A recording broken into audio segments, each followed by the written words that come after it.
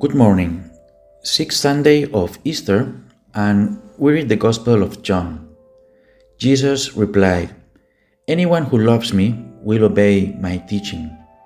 My Father will love them, and we will come to them and make our home with them.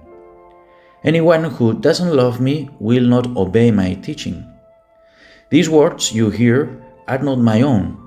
They belong to the Father who sent me. All this I have spoken while still with you. But the Advocate, the Holy Spirit, whom the Father will send in my name, will teach you all things and will remind you of everything I have said to you.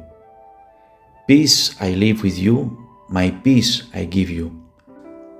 I don't give to you as the world gives. Don't let your hearts be troubled and don't be afraid. You heard me say, I am going away and I am coming back to you. If you loved me, you would be glad that I am going to the Father, for the Father is greater than I. I have told you now before it happens, so that when it does happen, you will believe." We are approaching the Feast of Pentecost, and the name of the Holy Spirit is beginning to appear in the liturgy. Peace is one of the fruits of the Holy Spirit, but what is peace? What does Jesus mean when he says, "My peace I leave with you, my peace I give you, not as the world gives"? At the time of Jesus, there were three different concepts for peace. First, we have the Pax Romana, Pax, peace in Latin.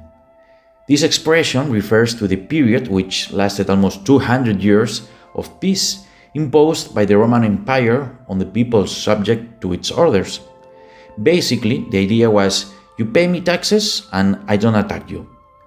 It's generally accepted that this stage of Pax Romana began in the year 29 before Christ, when Augustus declared the end of the Roman civil wars. For the Roman culture, Pax meant absence of conflict. In the second place, we have the Greek concept of eirene. The Greeks, with this concept of eirene, had somewhat higher expectations because it speaks of harmony and not only absence of conflicts through warlike subjugation like the Romans. And then we have the third concept of peace, the biblical shalom, peace. It refers to integral abundance, to a state of well-being, to being flourished, to being fulfilled, to living in harmony with God, with oneself, and with others. When we say that in a person, in a family, in a society, peace reigns, what peace are we talking about? Pax, eirene, or shalom? Peace, as we have said, is one of the fruits of the Holy Spirit. Why does Jesus say that he gives us peace not as the world gives it to us? The peace that Jesus gives us cannot be obtained from any earthly source. It is a deep and true peace that can even come along with suffering and tribulations. Over the years, I have had the blessing of crossing paths with people who, despite huge sufferings, have experienced an extraordinary peace in their hearts. A peace that can only come from God. It's something that you cannot explain. It's almost illogical, but one feels that peace that they spread. Where does this peace come from? In today's Gospel, there is a phrase that grabs my attention. "He who loves me will keep my word, and my Father will love him, and we will come to him and make our home in him."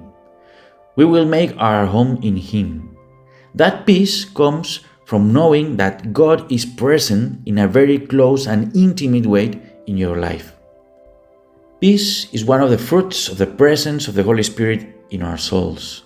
That peace isn't limited to a Zen-like sense of personal well-being. It's the presence of God, the presence of love. There is another interesting factor in this spiritual peace. Jesus says, "It is the Holy Spirit who reminds you all that I have said to you." It's the Holy Spirit who reminds us of what's essential in life, the meaning and purpose of it. When we lose sight of the reason or purpose of things, then is when the circumstances of life disturb us and when they take away our peace. You live in peace when you remember the reason, the meaning, the sense that makes something worthwhile. Work, an apostolate, a family situation, children, an illness, a pain in the soul. Otherwise, if there is no meaning, what usually reigns in the soul is restlessness and anguish. The Holy Spirit reminds us of the essential, the meaning of things, which gives us a deep peace, because it reminds us that God is present in our life, no matter what, accompanying us day by day. This is the source of true peace, of the biblical shalom. We invoke today the Holy Spirit to remind us of the meaning of things. Without meaning, we are lost. With meaning, with the Holy Spirit, we are found. And God bless you.